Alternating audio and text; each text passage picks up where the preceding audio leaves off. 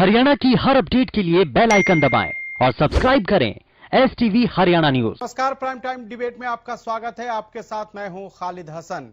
Corona को मात देने के लिए देश सबसे बड़ी चुनौतियों के दौर से गुजर रहा है। आज देश भर में वैक्सीनेशन का ड्राई रन चल रहा है, यानी टीकाकरण की पूरी तैयारी को परखा जा रहा है। पहले फेज में 3 करोड़ लोगों को फ्री वैक्सीन दी जाएगी, जिसमें स्वास्थ्यकर्मी और 2 करोड़ फ्रंट लाइन जो लोग हैं उनको ये जो डोज है वो दिया जाएगा। लेकिन बाकी देशवासियों को ये वैक्सीन फ्री मिलेगी या नहीं, इसका फैसला जुलाई तक होगा।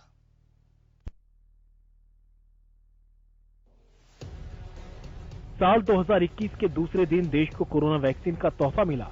खुद केंद्रीय स्वास्थ्य मंत्री डॉक्टर हर्षवर्धन ने इसकी जानकारी देते हुए बताया कि पहले फेज में 3 करोड़ लोगों को वैक्सीन फ्री में दी जाएगी। डॉक्टर हर्षवर्धन ने कहा कि इनमें 1 करोड़ स्वास्थ्यकर्मी और 2 करोड़ फ्रंटलाइन वर्कर शामिल हैं। बाकी प्राथमिकता सूची में शामिल 27 करोड़ लोगों को जुलाई तक कैसे वैक्सीन दी जाएगी, इस बारे में फैसला लिया जा रहा है। सारे देश में ट्रायल रन हो रहा है।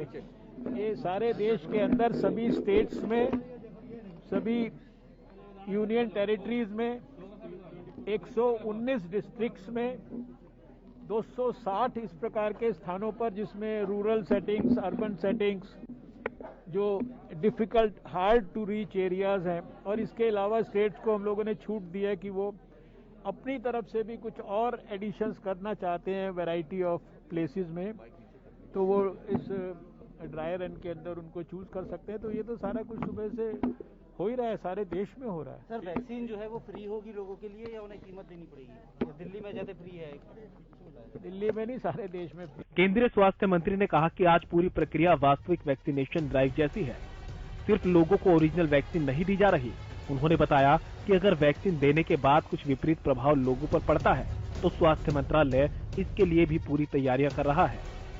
हर स्टेट्स में हम लोगों ने इस प्रकार का ड्राई रन किया था।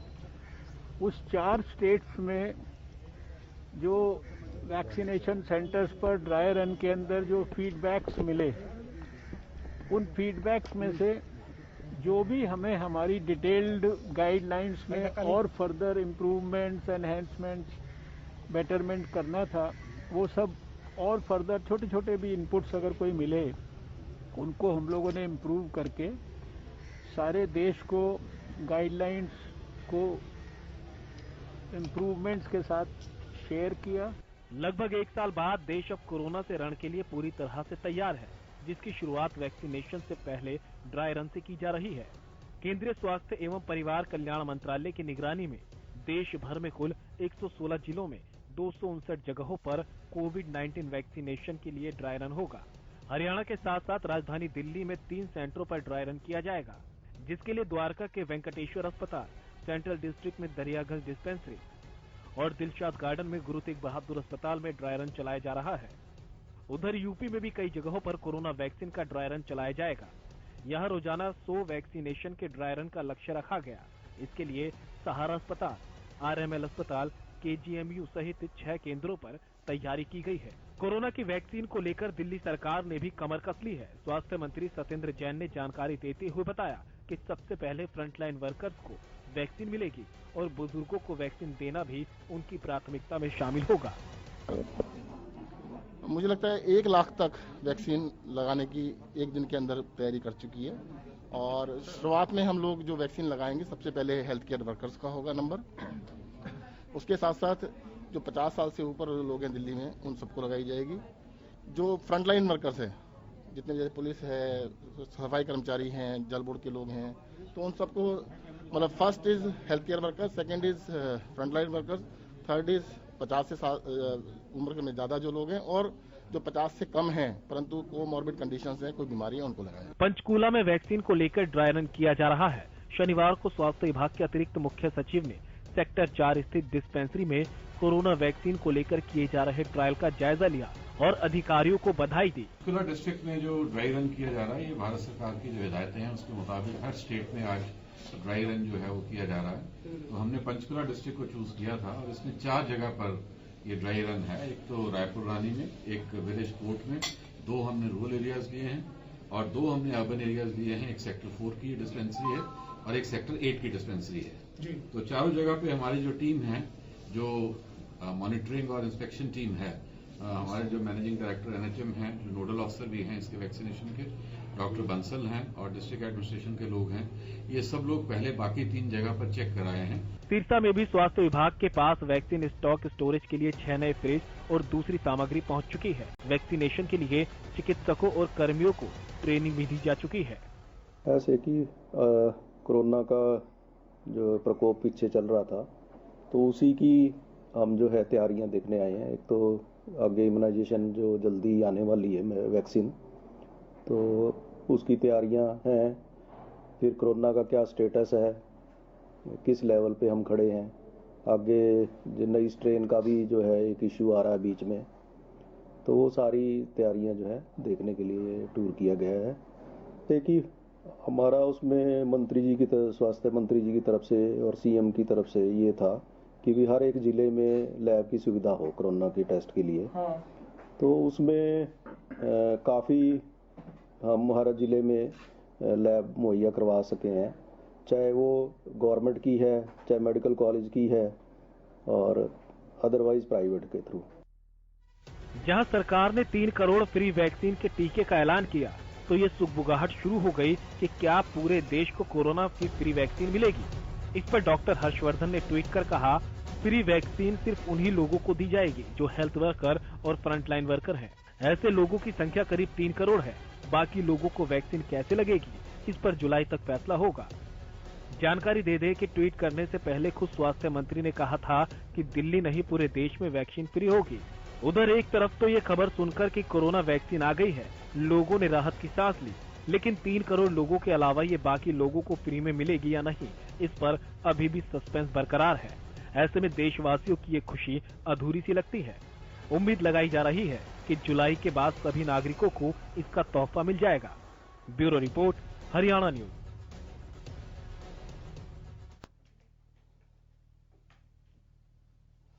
तो भारत ने ठाना है कोरोना को हराना है और इसकी शुरुआत भी आज हो गई। देश के करीब 116 जिलों के 259 जो स्वास्थ्य सेंटर हैं वहां पर आज ड्राई रन भी हुआ और इसको लेकर किस तरह से यह वैक्सीन जो है लोगों तक पहुंचाया जाए, इसको लेकर रणनीति बनाई गई है, इसको लेकर हम चर्चा करेंगे। लेकिन उससे पहले आपको आज के जो हमारे गेस्ट हैं उनसे आपको मिला देते हैं। Doctor Ajay Gupta, health expert, हमारे साथ जुड़ गए हैं। सर, स्वागत है आपका।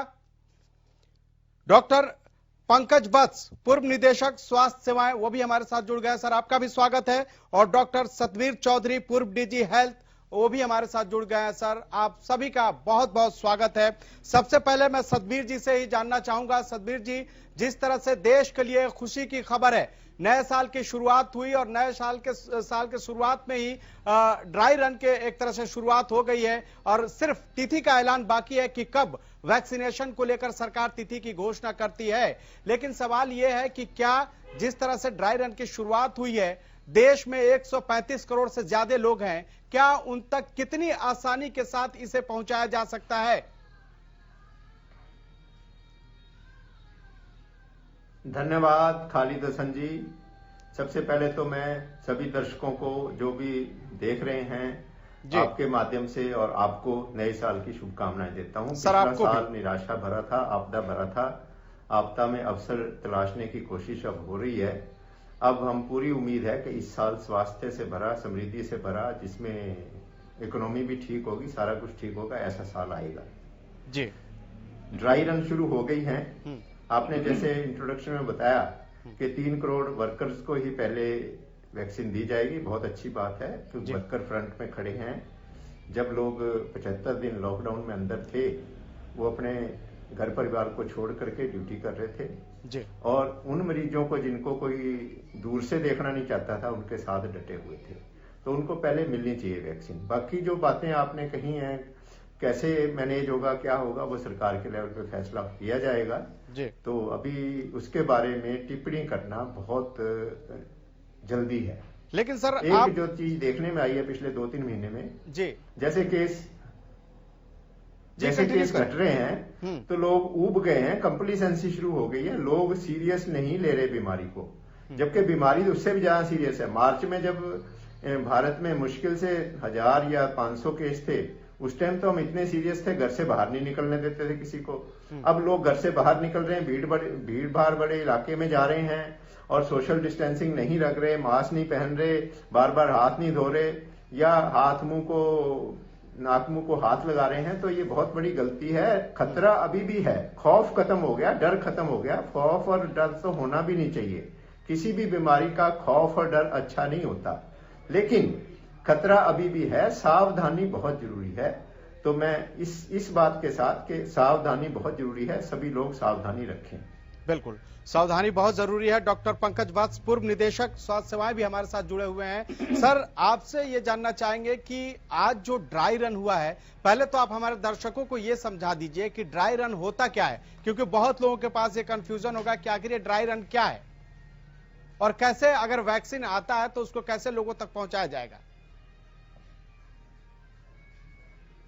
देखिए, मैं पहले तो आपके चैनल के माध्यम से जी पूरे देश को और आपके चैनल के माध्यम से पूरे विश्व को बधाई देना चाहूंगा कि हम अंधेरी गुफा में 2020 में चले गए थे मार्च में जी, और आज हम गुफा के अंतिम छोर पर हैं, जहां पर प्रकाश की किरणें हमें साक्षात दिखाई दे रही हैं और हम अब इस मार्च तक आते आते पूर्ण रूप से गुफा से बाहर आ चुके होंगे और हम इस बड़े अंधेरी कोठरी से बाहर निकल के सम्मान अपना जीवन जी रहे होंगे। तो आपके माध्यम से सबको बहुत बहुत नए साल की बधाइयां और वैक्सीन आने की भी बहुत बहुत बधाइयां। जहां तक आपने कहा कि ड्राई रन क्या होता है और ड्राई रन की आवश्यकता क्यों थी और क्या किया जाता है, देखिए, अभी तक भारत ने बहुत सारी तरह की वैक्सीनेशन की हैं। इसमें पल्स पोलियो का तो लेटेस्ट है, जहां पे हम एक दिन में ही करोड़ों बच्चों को, 0 से 5 साल के बच्चों को, करोड़ों बच्चों को पूरे हिंदुस्तान में एक बच्चे को एक ही दिन में पल्स पोलियो पिलाते थे। तो इसका मतलब क्या है कि हमें वैक्सीनेशन के बारे में, हमें और स्वास्थ्य के लोगों को मालूम है, उनको जानकारी है। जी, हेलो, हाँ जी, कंटिन्यू कीजिए सर। अच्छा,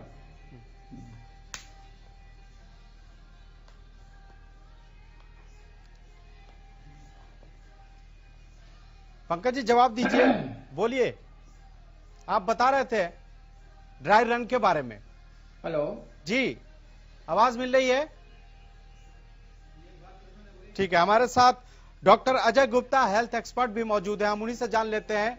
अजय जी, क्या जिस तरह से वैक्सीनेशन की प्रक्रिया अब शुरू होने जा रही है, एक तरह से ड्राई रन की शुरुआत हो गई है, अब इसके बाद से कभी भी तिथि का ऐलान हो सकता है कि वैक्सीनेशन कब से शुरू होगा, ऐसे में क्या लोगों को सावधानी बरतने की जरूरत है या फिर बेफिक्र हो जाने की कि वैक्सीनेशन, अब तो वैक्सीन आ गया, अब तो बेफिक्र होकर ही जीवन जिस तरह से चल रहा है उसको गुजर बसर कर सकते हैं, या फिर सावधानी जरूरी है? लोगों को किस किस तरह की सावधानी बरतनी होगी?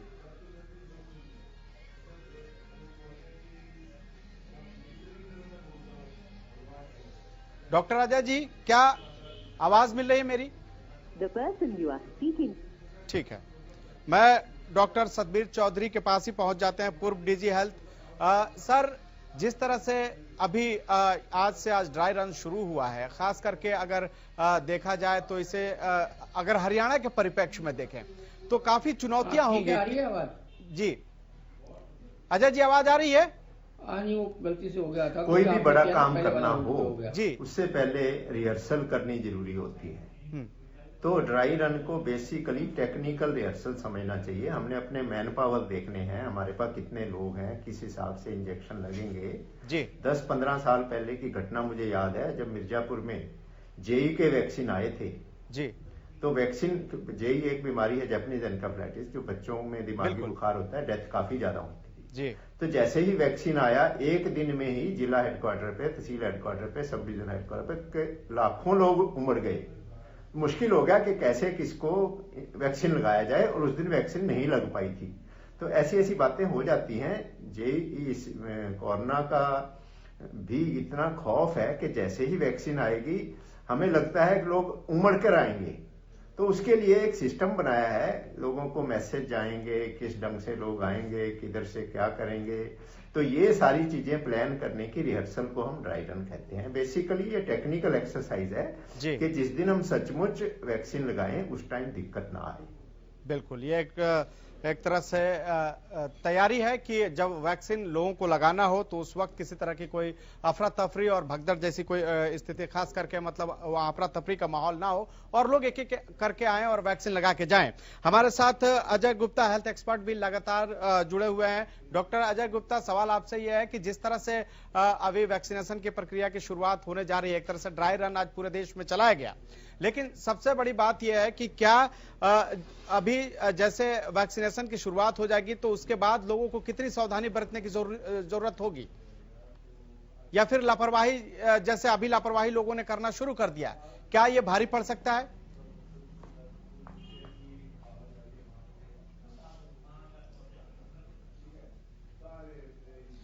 ठीक है, आवाज शायद नहीं पहुंच रहे, हम यही सवाल ले लेते हैं डॉक्टर पंकज वत्स जी से। वत्स जी, मेरा सवाल यह है कि जिस तरह से अभी ड्राई रन आज जो किया गया उसको लेकर क्या लोगों को बेफिक्र हो जाना चाहिए कि अब तो वैक्सीन आ ही गया है, अब क्या करना है, अब तो वैक्सीन आ जाएगा, फिर कोरोना के साथ लापरवाही बरती जाएगी, क्या ये सही रहेगा? जी बिल्कुल ठीक बात है।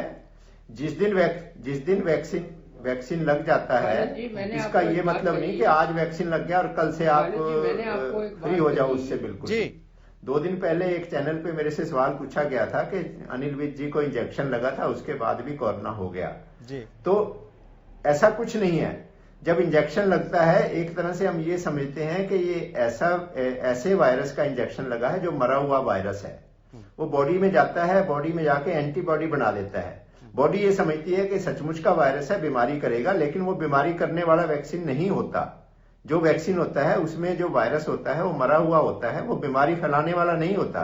लेकिन बॉडी ये समझ के कि एक वायरस ने बॉडी को अटैक कर दिया है, उसके खिलाफ एंटीबॉडीज बनाती है जी। और वो एंटीबॉडी बन जाती है तो जब असली दुश्मन आता है तो उसका मुकाबला करने के लिए हमारा शरीर तैयार हो जाता है। तो वैक्सीन का ये मतलब है। तो ये मतलब नहीं कि आज मुझे वैक्सीन लगा है और आज ही मैं इम्यून हो जाऊंगा, ऐसा कुछ नहीं है। कम से कम 2 हफ्ते, हम 2 हफ्ते कम से कम लगते हैं एंटीबॉडी तैयार होने में।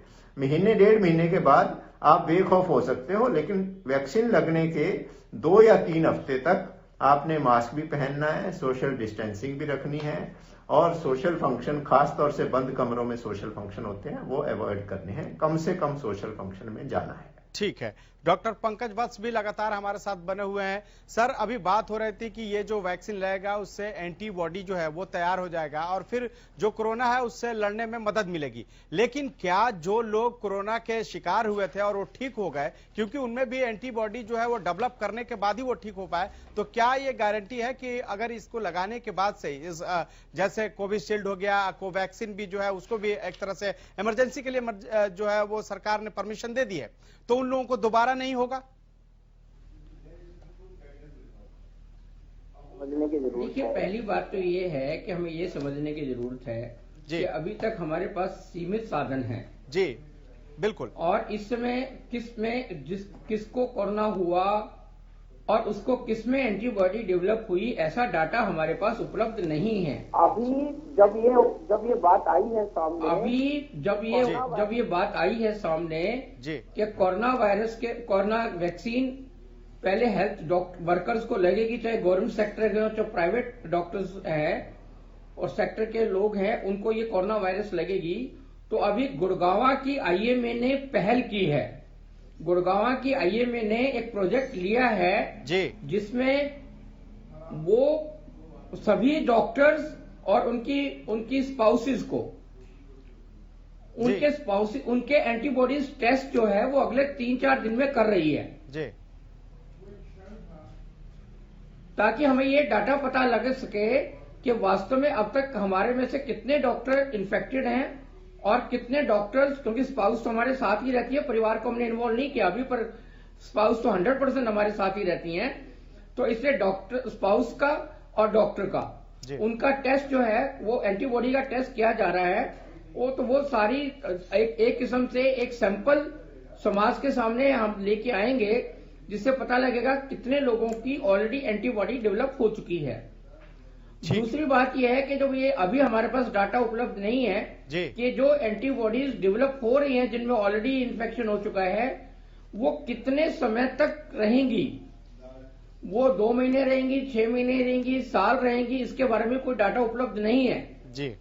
इसलिए हम इस बारे में कोरोना किसी को था नहीं था, क्या हुआ क्या नहीं हुआ, वो कोई क्राइटेरिया नहीं होगा वैक्सीनेशन के लिए। हमने ये निश्चित भारत सरकार ने निश्चित किया है कि जितने भी डॉक्टर्स, पैरामेडिकल स्टाफ और हेल्थ सेक्टर के जो कोरोना वॉरियर्स हैं उन सबको पहले ये लगेगा जी। अब आप ये देखिएगा कि पहले जब ये कोरोना फैला तो भी हम अग्रिम पंक्ति में खड़े हुए थे, जैसे फौज के सेनानी सीमा पर खड़े हुए हैं ऐसे कोरोना और समाज के बीच में डॉक्टर्स, पैरामेडिकल स्टाफ चाहे गवर्नमेंट सेक्टर का हो चाहे प्राइवेट सेक्टर का हो, वो कोरोना और उसकी सीमा, समाज की सीमा के सामने अग्रणी पंक्ति में खड़े हुए, उसके सामने शहीद हुए जहां जहां जरूरत पड़ी। और आज उसी तरीके से नई वैक्सीन आने पे सबसे पहले उनपे मास ट्रायल जो है, मास ट्रायल है, वो उन्हीं कोरोना वॉरियर्स के सामने, डॉक्टर्स के सामने हो रहा है।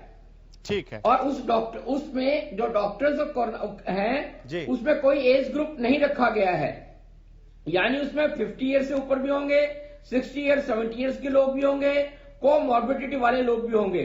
तो एक बहुत बड़ा सैंपल जो है, लगभग 3 करोड़ का जो सैंपल है वो एक स्टडी हमारे पास सामने होगी, उसके बाद ही बाकी समाज को ये वैक्सीनेशन हो पाएगी। ठीक है। डॉक्टर अजय गुप्ता भी हेल्थ एक्सपर्ट हैं, हमारे साथ लगातार जुड़े हुए हैं। कुछ टेक्निकल वजह से उनके पास हम जा रहे थे लेकिन आवाज नहीं आ रही थी। लेकिन सर सवाल यह है अजय जी कि क्या जिस तरह से वैक्सीनेशन की अब शुरुआत होने वाली है, बस तिथि का कभी भी ऐलान हो सकता है, क्योंकि पीएम ने भी कहा था कि जो जनवरी 2021 का जो अगला सप्ताह होगा उसमें खुशखबरी मिलेगी। और एक तरह से खुशखबरी है कि पूरे देश में आज जो है कि ड्राई रन किया गया। लेकिन सवाल यह है कि क्या लोगों को अभी भी अपने स्वास्थ्य को लेकर किस तरह की सावधानियां रखनी चाहिए, ताकि एक तरफ तो कोरोना का वैक्सीनेशन की शुरुआत होने वाला है, कोरोना अब आने वाला, उसका जो वैक्सीन है वो मार्केट में आने वाला है, ऐसे में लोगों को किस तरह से अपने स्वास्थ्य का ध्यान रखना चाहिए ताकि वो इससे लड़ सके?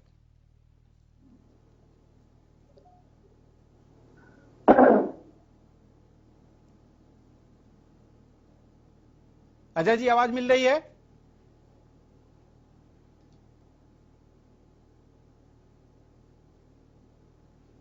तो अजय जी से संपर्क नहीं हो रहा है। डॉक्टर सतबीर चौधरी हमारे साथ लगातार जुड़े हुए हैं, पूर्व डीजीपी हेल्थ हैं। सर आप ही से जान लेते हैं कि अब जी कुछ कहना चाहते हैं सर, बोलिए आप। सतबीर जी। हाँ जी बोलिए सर। तो पहले तो आपने ये सवाल पूछा था कि जिनको एक बार कोरोना हो चुका है जी, क्या उनको वैक्सीन की जरूरत है? जी जी। तो इसका जवाब ये है कि जिसको कोरोना हो जाता है उस स्ट्रेन से तो उसको दोबारा इन्फेक्शन नहीं होगा। लेकिन होता क्या है कि कोरोना के कई सारे स्ट्रेन हैं, उसका कोई दूसरा भाई भतीजा, देसी भाषा में कहने के लिए बिल्कुल उस वायरस का कोई मिलता जुलता स्ट्रेन वो इन्फेक्शन उनको कर सकता है। लेकिन मैं फिर भी यही कहूंगा कि जिसको एक बार कोरोना हो चुका है, वैक्सीनेशन उसके लिए प्रायोरिटी नहीं है। और दूसरी बात यह है कि एक आदमी को जब कोरोना होता है तो 5-6 आदमी प्रभावित होते हैं, 5-6 टाइम और लोग भी हैं जिनको छोटा मोटा कोरोना हुआ है और कोरोना होने के कारण उनमें एंटीबॉडी डेवलप हो गई है। तो आइडियली ये, जैसे डॉक्टर पंकज वत्स भी कह रहे थे, आइडियली ये हो सकता है कि एंटीबॉडी सबकी असेस कर ली जाए। जिनमें एंटीबॉडी अच्छी बनी हुई है उनमें कोरोना वायरस का वैक्सीन लगाना प्रायोरिटी नहीं है, तो शुरू में उनको छोड़ा जा सकता है। बाद में महीने 2 महीने बाद फैसला किया जा सकता है कि उनमें एंटीबॉडी है या नहीं। दूसरी बात यह है कि एंटीबॉडी कितने दिन रहेंगी अभी तक किसी को नहीं पता, लेकिन एक मोटा सोच ये है कि 6 महीने तक तो एंटीबॉडी रहती है। लेकिन क्योंकि बीमारी अभी 8-9 महीने पहले ही आई है, अभी इसके बारे में विश्व में पक्का तो कोई भी नहीं जानता कि वैक्सीन लगाने के बाद कितने दिन एंटीबॉडी रहेंगी, या कोरोना की बीमारी होने के बाद उसको कितने दिन एंटीबॉडी रहती है। लेकिन मोटे तौर पे ये सोच है कि लगभग 6 महीने तो खतरा नहीं है। लेकिन सतबीर जी, जिस तरह से हमने देखा भी कि कोरोना का नया स्ट्रेन जो है वो एक तरह से आ गया, फाइजर जो है वो लगाया गया था ब्रिटेन में और उसके बाद भी लोगों को काफी दिक्कतें आई थी। क्या इस तरह का, जिससे आज भी केंद्रीय स्वास्थ्य मंत्री ने लोगों से अपील की है कि प्लीज भ्रम न फैलाएं और भ्रम में न रहें, तो ऐसे में लोगों को भी जागरूक करने की जरूरत है ताकि कि वो जो वैक्सीनेशन हो तो वो टीके जो है आराम से लगवा सके। क्या लोगों को जागरूक करने की जरूरत है? हाँ, बिल्कुल ठीक बात है। आमतौर पे जब वैक्सीन डेवलप किया जाता है जी, तो उसमें वायरस का थोड़ी बहुत वेरिएशन देख ली जाती है। वैक्सीन इसी ढंग से बनाया जाता है कि वो 10-12 उसके जो वेरिएंट हैं उन पे असर करता है। तो अभी तक रिपोर्ट ये आ रही है, जो ब्रिटेन में जो नया स्ट्रेन निकला है, जो वैक्सीन बने हैं वो उसके विरुद्ध भी इफेक्टिव हैं। अभी तक यही रिपोर्ट है। लेकिन हर आदमी की एक टेंडेंसी होती है, एक मच्छर या मक्खी भी है, उसको हम ऐसे मारना चाहते हैं तो उसकी टेंडेंसी होती है कि बच जाने की। तो वायरस है या कोई बैक्टीरिया है, उसकी भी टेंडेंसी फॉर सर्वाइवल है। हर आदमी चाहता है ज्यादा जिए, हर जानवर चाहता है ज्यादा जिए। जब शेर या चीता एक बकरी या हिरन के पीछे भागता है तो हिरन बचने के लिए कोशिश करती है और शेर और चीता उसको पकड़ने की कोशिश करता है। एक तरह से चोर सिपाही की लड़ाई होती है। तो इसी प्रकार वायरस कोशिश करता है कि मैं म्यूटेशन करके थोड़ा बहुत बदलाव करके बचूं किसी तरह, बीमारी से भी और एंटीबॉडी से भी। तो ये खेल थोड़ा बहुत चलता रहेगा। लेकिन अभी तक जो रिपोर्ट आई है, नेगेटिव रिपोर्ट नहीं आई। अभी तक वायरस इतना चेंज नहीं कर पाया। थोड़ा बहुत चेंज तो वायरस ने किया है और आगे भी नए नए स्ट्रेन आते रहेंगे। लेकिन जो वैक्सीन हमारे डेवलप हुए हैं वो अभी तक जितने भी स्ट्रेन हैं उन सबके खिलाफ वो असरदार हैं। तो जनता को इससे नहीं डरना चाहिए कि कुछ लोग ये भी कहते हैं कि 80% लोगों में इफेक्टिव है, 70% में इफेक्टिव है। तो और कोई चारा भी तो नहीं है ना हमारे पास चारा वैक्सीन ही सर। अगर आमतौर पर बात करें सर, सतबीर जी, आमतौर पे बात करें तो कई जगह ऐसी बातें निकल के आ रही हैं, लोग खुद सवाल कर रहे हैं और कह भी रहे हैं कि मैं तो नहीं लगवाऊंगा अभी क्योंकि पता नहीं क्या होगा नहीं होगा। पढ़े लिखे लोग ऐसी बातें कर रहे हैं। तो इस तरह की भ्रम तो जो लोगों में है उसको तो दूर करने की जरूरत है पहले, उसके बाद ही वैक्सीनेशन की शुरुआत भी हो। उससे पहले लोगों में जागरूकता जरूरी है। हाँ, तो मैं थोड़ा सा इसमें डिफर करूंगा। पहले जरूरी नहीं है। अगर 5-10% लोग नहीं भी लगवाते तो होगा क्या, अगर 80% लोगों को वैक्सीन लग जाएगा, जो वायरस है वो शरीर के अंदर से ही आगे फैलता है। अब हमारे शरीर के अंदर वायरस घूम रहा है तो ही आगे फैलेगा ना। अगर 80% लोगों में या 70% लोगों में इम्यूनिटी हो गई है तो वो वायरस अगर लकड़ी के ऊपर या लोहे के ऊपर या कहीं पड़ा है तो वहां वो 12 या 24 घंटे ज्यादा नहीं जिंदा रह सकता। वो ह्यूमन बॉडी के अंदर ही लंबे समय तक जी सकता है। तो जब केसेस घट जाएंगे, जो 10%, 20% या 5% लोग ऐसे हैं जिन्होंने इंजेक्शन नहीं भी लगवाया किसी कारणों से, चाहे रिफ्यूजल है या वो गरीबी है या वहां एसेस नहीं हुआ टीम का, तो वो कवर हो जाएंगे। तो बीमारी का ज्यादा खतरा नहीं रहेगा। जैसे जैसे इम्यूनिटी बढ़ेगी, अब जो केसेस घट रहे हैं उसका एक कारण ये भी है कि हमारी पॉपुलेशन 25 से 30% पॉपुलेशन को एक तरह से कोरोना की बीमारी हो चुकी है। थोड़ी सी बीमारी हुई, फ्लू हुआ सिंपल सा, क्योंकि 80% लोगों में सिर्फ फ्लू जुकाम थोड़ी सी बीमारी होती है और वो एक तरह से वैक्सीन है। जिसको थोड़ा सा फ्लू जुकाम हो गया है वो भी कोरोना से एंटीबॉडी उसमें बन गए हैं, वो इम्यून हो गया है। ठीक है, हमारे साथ doctor Ajay Gupta health expert लगातार जुड़े हुए हैं, उनसे एक सवाल कर लेते हैं। अजय जी, इस दौर में जब एक तरह से वैक्सीनेशन जो है उसकी शुरुआत होने वाली है, ड्राई रन भी हुआ पूरे देश में, ऐसे में लोगों की क्या सलाह होगी आपकी?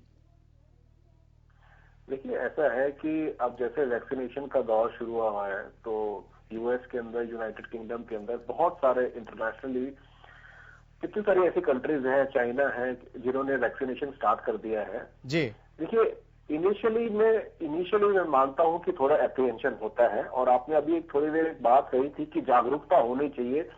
तो डेफिनेटली इसमें कोई, मैं ये मानता हूं कि इसमें कोई हर्ज नहीं है। टीवी प्रोग्राम के माध्यम से, रेडियो के माध्यम से, मीडिया के माध्यम से या जनरल टॉक्स के माध्यम से, जैसे भी है कि ये जनरल पब्लिक में, गांव में गांव में खासकर, अब देखिए इनिशियली तो हम हेल्थ वर्कर्स को टारगेट कर रहे हैं, जो करना भी चाहिए, सरकार बिल्कुल ठीक कर रही है। इनिशियली हेल्थ वर्कर्स को वैक्सीन मिलनी चाहिए, लेकिन एक लंबे तौर पर मैं आपकी बात से बिल्कुल सहमत हूं, क्योंकि अभी भी कुछ चीजें हैं, असमंजस है लोगों के अंदर इस वैक्सीन के बारे में। पूरी तरह से इसकी जो क्वेरीज हैं वो सॉल्व नहीं हो पाई है। हालांकि बड़े तौर पे अगर देखा जाए तो ये फायदेमंद ही है। बिल्कुल। अभी हिंदुस्तान में जो कि हमारी जिसको हम कहते हैं SII, सीरम इंस्टीट्यूट, उन्होंने जैसे कोविशील्ड एक वैक्सीन है जो कि यूके में अप्रूव हुई है। ये ऑक्सफोर्ड यूनिवर्सिटी और एस्ट्राजेनेका की कॉम्बिनेशन से बनी है, जो कि हिंदुस्तान में इसका ट्रायल होगा। हाँ, इसको भी भारत सरकार ने भी इसको इमरजेंसी में मंजूरी दे दी है। उसके अलावा भी जो कोविड वैक्सीन है जो स्वदेशी है उसको भी दे दिया है। लेकिन हम आपके पास लौटेंगे अजय जी, लेकिन थोड़ा यहाँ में ब्रेक लेना होगा, क्योंकि यहाँ समय जो है एक छोटे से ब्रेक का है। लेकिन तो कोरोना को हराने के लिए लगातार आज देश के 116 जिलों के 259 सेंटरों पर, स्वास्थ्य केंद्रों पर आज ड्राई रन किया गया। और इस दौरान ये रणनीति आई गई कि जब वैक्सीनेशन की शुरुआत हो तो लोगों को किस तरह से वैक्सीन दिया जाएगा। हम लगातार इस पर चर्चा कर रहे हैं। डॉक्टर पंकज वत्स हमारे साथ जुड़े हुए हैं। पंकज जी, सबसे पहले सवाल तो यह है कि जिस तरह से कोरोना ने ना सिर्फ देश को नुकसान पहुंचाया, बल्कि लॉकडाउन की वजह से भी लोगों को भारी परेशानियों का सामना करना पड़ा, लेकिन इसमें एक तबका और भी है जो खास करके जो स्कूली छात्र हैं, बच्चे हैं, उनका स्कूल बंद रहा। अब वैक्सीनेशन का समय आ रहा है, एक तरह से तिथि का ऐलान होना बाकी है। ऐसे में सवाल यह है कि जो छोटे छोटे बच्चे हैं, अगर वैक्सीनेशन का जब समय आता है तो उनको किस तरह से ये वैक्सीन लगाया जाएगा ताकि वो सेफ भी रहें और स्कूल भी जा सके। पंकज जी।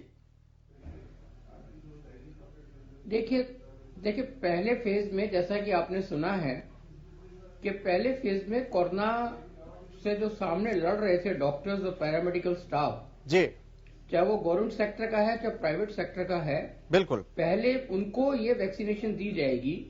और ये ठीक है कि जब ये वैक्सीन दी जाएगी तो उनके लिए जो स्थान निश्चित किए हैं जी, उसमें government colleges, government schools, private schools और आपके community health centres, community centres, इस तरह के स्थानों की ही व्यवस्था की गई है जी। पहले जब हम पल्स पोलियो का प्रोग्राम करते थे तो हमारी आउटरीच प्रोग्राम में गली और मोहल्ले में जो भी स्थान उपलब्ध होता था वहां पर करते थे।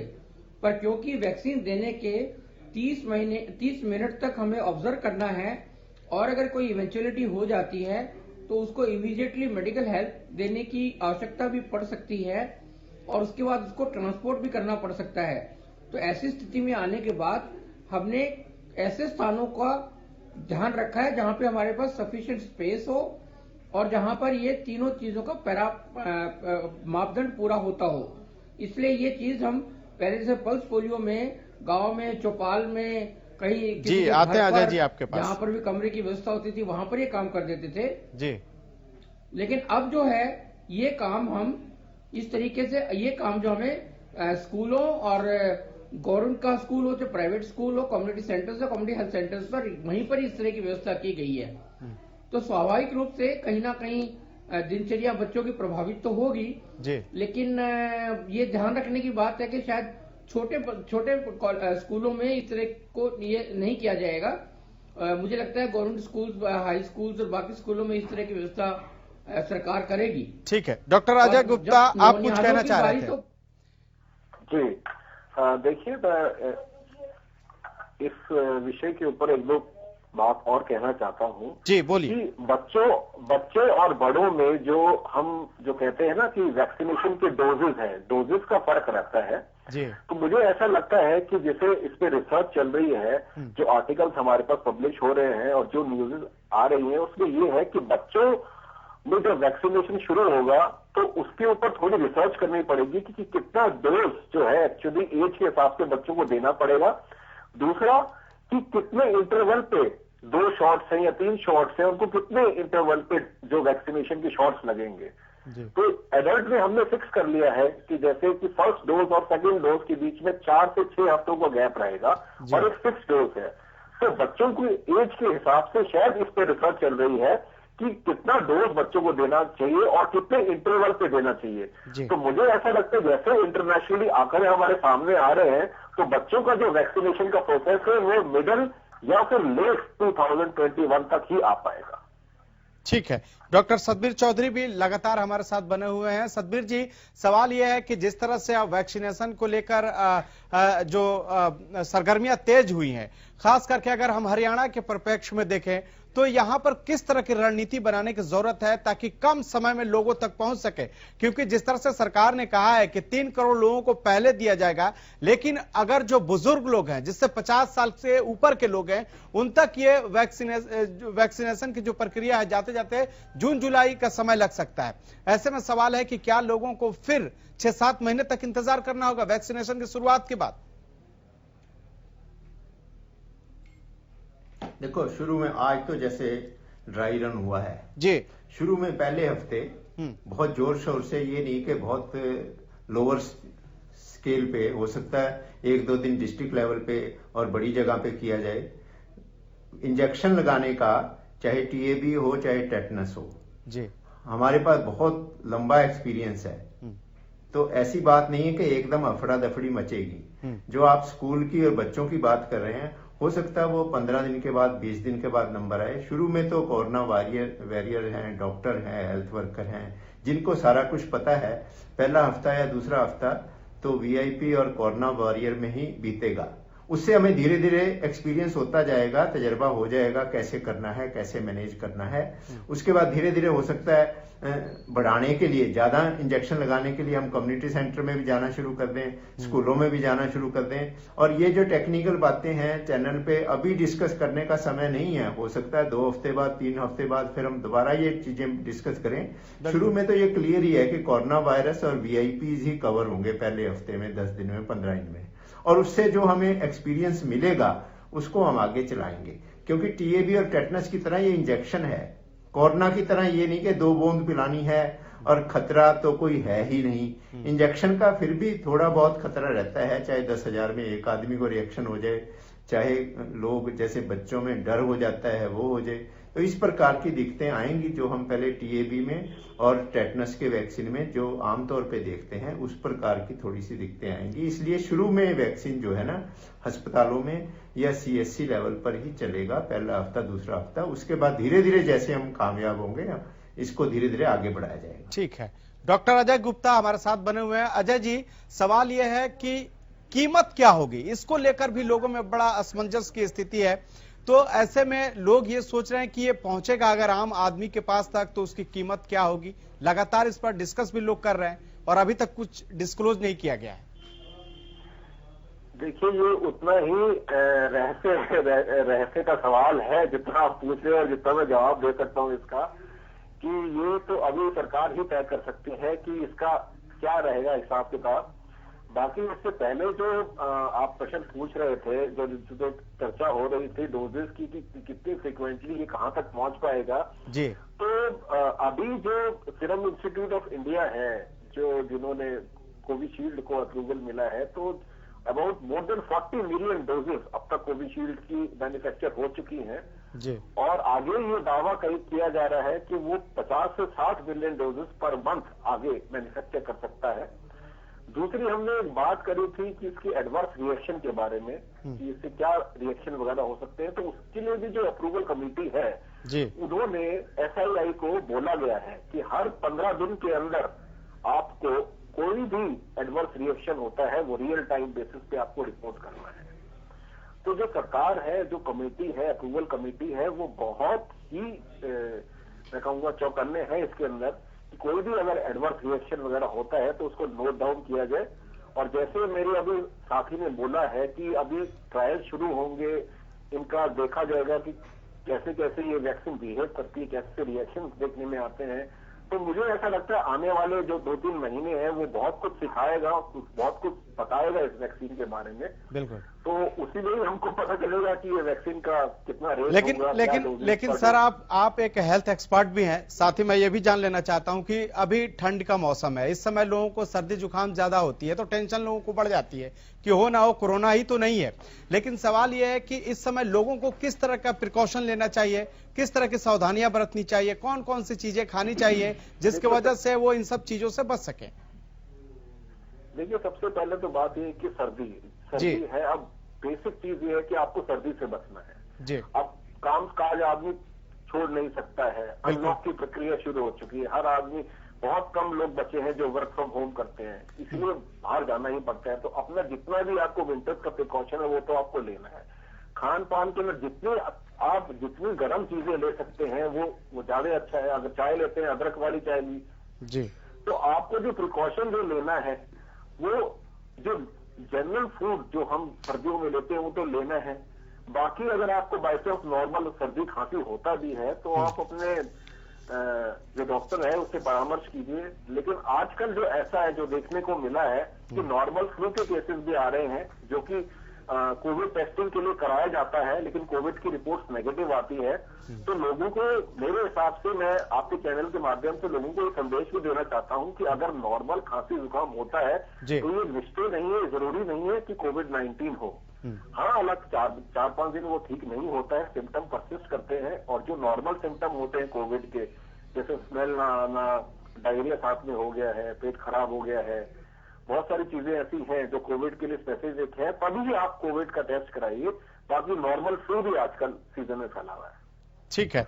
डॉक्टर पंकज वत्स भी हमारे साथ लगातार बने हुए हैं। पंकज जी, जिस तरह से जब कोरोना काल शुरू हुआ तो उस समय ये बातें निकल कर आई कि किसी भी टीके को बनाने में सालों लग जाते हैं, लेकिन ये 10 महीने के अंदर जो टीके हैं वो एक तरह से अब बाजार में आ चुके हैं। ऐसे में जब भारत में इसकी शुरुआत होगी तो इसका किस तरह से संरक्षण किया जाएगा, किस तरह से रखा जाएगा, इसके रखने की प्रक्रिया क्या होगी? क्योंकि अब जो भी, अगर और भी जो लोग हैं, जो एक्सपर्ट हैं, वो भी हमारे प्रोग्राम को देख रहे होंगे और बहुत से डॉक्टर भी देख रहे होंगे, तो ऐसे में सवाल यह है कि किस तरह से ये जो अभी वैक्सीन आ रहा है उसको कैसे रखा जाए ताकि उसमें कोई गड़बड़ी ना हो। मैं आपकी इस बात को जवाब देने से पहले 2 चीजें डिस्क्लोज करना चाहूंगा जी। देखिए, डॉक्टरों के पेट में ज्यादा बात छुपती नहीं है। आज डॉक्टर हर्षवर्धन के मुंह से निकल ही गया कि हिंदुस्तान के हर एक व्यक्ति को फ्री ऑफ कॉस्ट ये वैक्सीन मिलने वाली है, लेकिन बाद में उन्होंने कहा कि ये सिर्फ 3 करोड़ लोगों की बात हो रही है। पर मैं आपको आश्वस्त करना चाहता हूं कि जो डॉक्टर हर्षवर्धन ने कहा ऐसा ही होने वाला है जी। आप इतने हल्के में क्यों ले रहे हैं? क्योंकि आप देखिएगा कि वो नहीं, मैं इसलिए कह रहा हूं कि ये बहुत स्पॉन्टेनियस रिएक्शन जो उन्होंने दी थी जी, वो एक स्वाभाविक रिएक्शन थी जब उनसे सवाल पूछा गया था।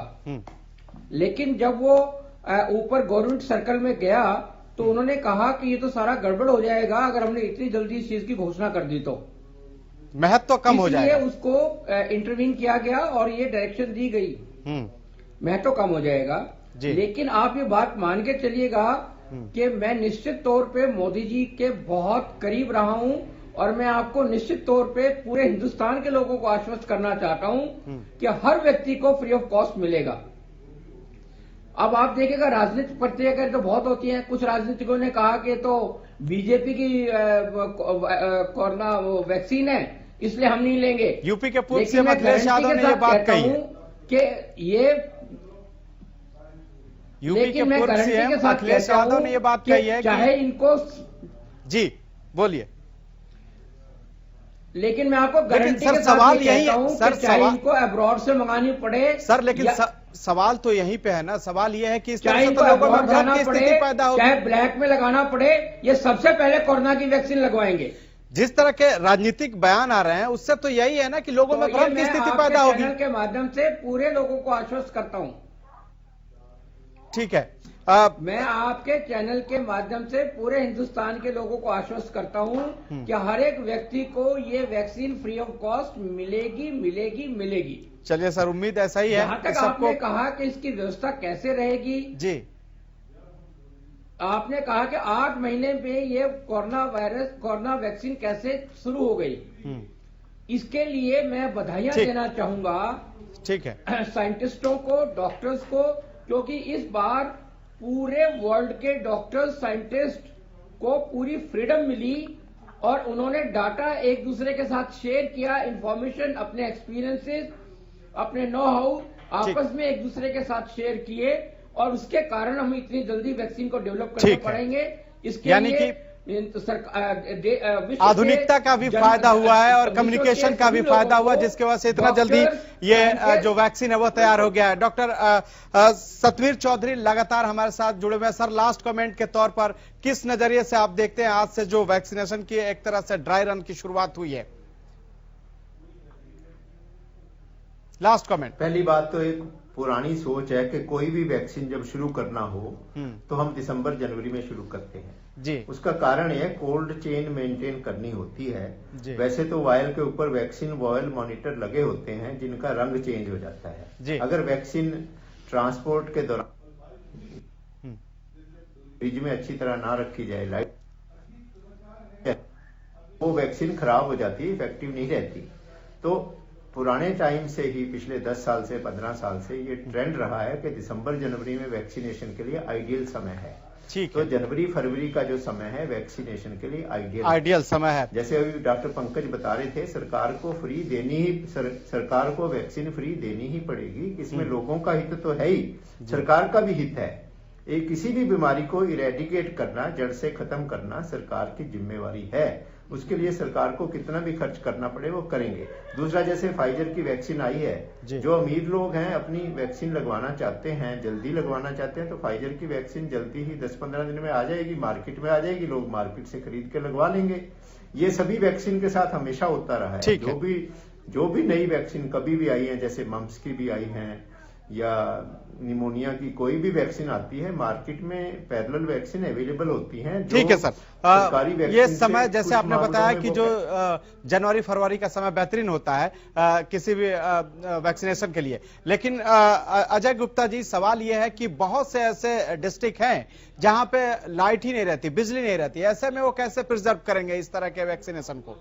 लास्ट कमेंट के तौर पे सरकार को रोड मैप तैयार करना पड़ेगा। बहुत सारी चीजें हैं इसके अंदर, इतना आसान नहीं है। वैक्सीन को डीप फ्रीज पे रखना होता है, टेम्परेचर मेंटेन करना होता है। ये जरूर है कि इन्होंने इनिशिएशन जो किया है वो जनवरी फरवरी में किया है, सबसे ज्यादा ठंडा उसमें रहती है। लेकिन आपका सवाल बिल्कुल सही है कि दूर दराज के इलाके हैं, अब उसमें टेम्परेचर मेंटेन करना है, वरना वायरस जैसे बताइए हमारे साथी डॉक्टर ने बताया है कि वो वैक्सीन ही अगर इनइफेक्टिव हो जाएगी तो किसका। तो एक रोड मैप, डेफिनेटली एक रोड मैप सरकार इसका तैयार करेगी अगर दूर दराज इलाकों में। तो मुझे ऐसा लगता है ये स्टेप बाय स्टेप अप्रोच होगा और आपको आने वाले 3 या 4 महीने से 6 महीने के अंदर आपको सारी चीजें जैसे क्लियर हो जाएगी। ठीक है, पंकज वत्स जी हमारे साथ बने हुए हैं और इन्होंने आशा, ये उम्मीद जताई है कि सबको फ्री वैक्सीन मिले। सर बोलिए, कुछ कहना चाहते हैं? Last comment Pankaj ji. मैं हिंदुस्तान के लोगों को आश्वस्त करना चाहता हूं कि पूरे हिंदुस्तान में आपकी कोल्ड चेन मेंटेन करने के लिए सारे संसाधन उपलब्ध हैं। आप पूरे हिंदुस्तान में बिल्कुल निश्चिंत होकर रहिएगा कि पूरे संसाधन उपलब्ध हैं। केवल उनको मतलब अंतिम शेप देने की आवश्यकता है, क्योंकि पल्स पोलियो में भी जहां पे हम एक दिन में 3-4 करोड़ बच्चों को, पूरे हिंदुस्तान के बच्चों को, चाहे किसी दूर दराज के इलाके में जम्मू कश्मीर में हो, चाहे वो कन्याकुमारी में हो, चाहे वो मैंगलोर में हो, चाहे बेंगलोर में हो, हर बच्चे को हम कोल्ड चेन मेंटेन करते हुए ही जब वैक्सीन देते थे। तो इसलिए हम पहले से बहुत सुव्यवस्थित है, चिंता करने की आवश्यकता नहीं है। कहीं कमी पेशी है तो वो पूरी कर दी जाएगी। ठीक है, आप तमाम गेस्ट हमारे साथ जुड़े, इसके लिए आपका बहुत बहुत शुक्रिया।